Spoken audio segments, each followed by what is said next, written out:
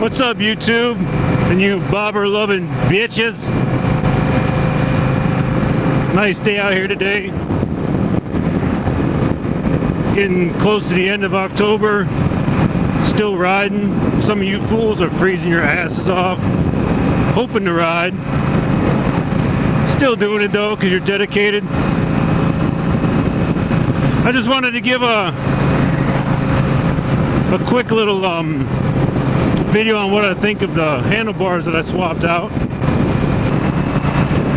I don't know, man. I love them. It's simple as it is, and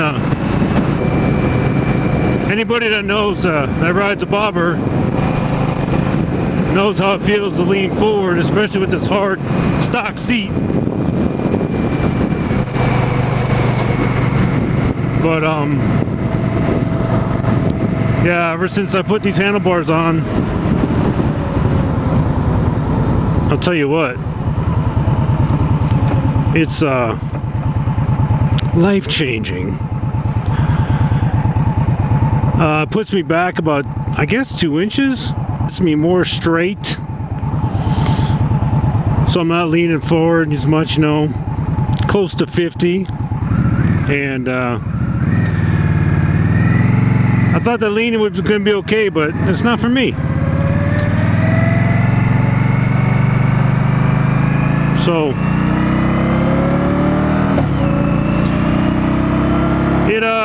yeah, so I sit straighter, about 2 inches back, a lot more relaxed.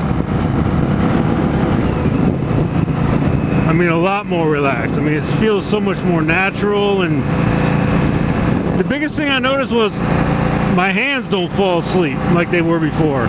Before I'd ride like 20 minutes and my freaking hands were they were out. I'm like, holy shit, I hope I ain't got, avoid something in the road. So yeah, I noticed my hands aren't numb anymore.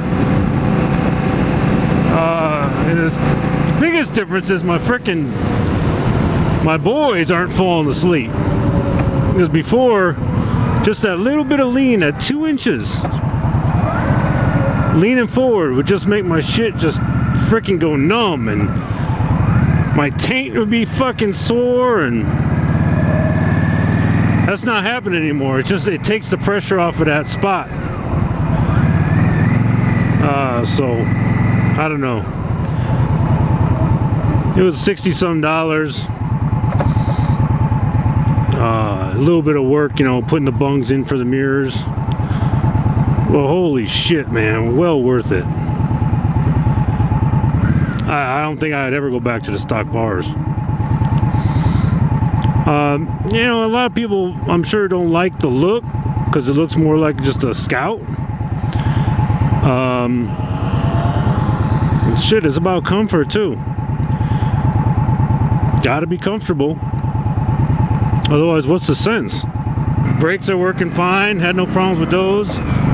Clutch cable from Barnett, I mean, it's smooth as fucking silk. I think it's a little bit long. I don't think I needed to get the +6. What I should have done was,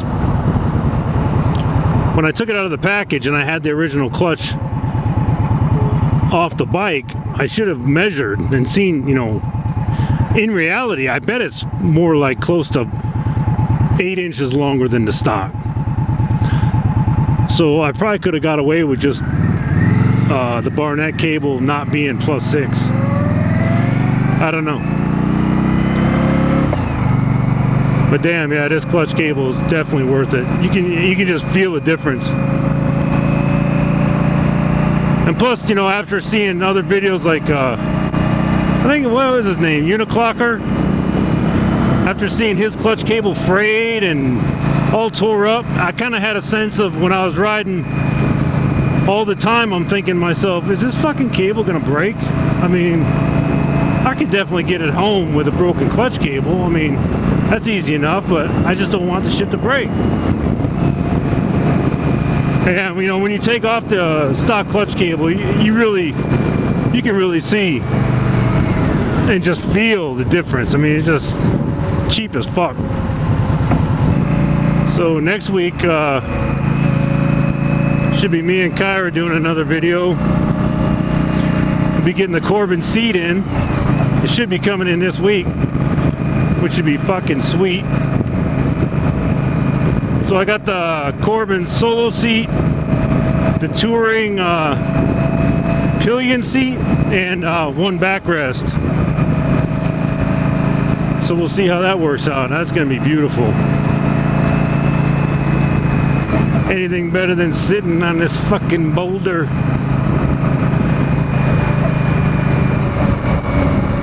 So let me give a quick shout out to the Bearded Bobber. Thanks for acknowledging my existence. Brandon Picasso, J Fast, always fun to watch your shit. Meatball Rebel, it goes without saying, your videos are always tits. Let me conclude this and just ride.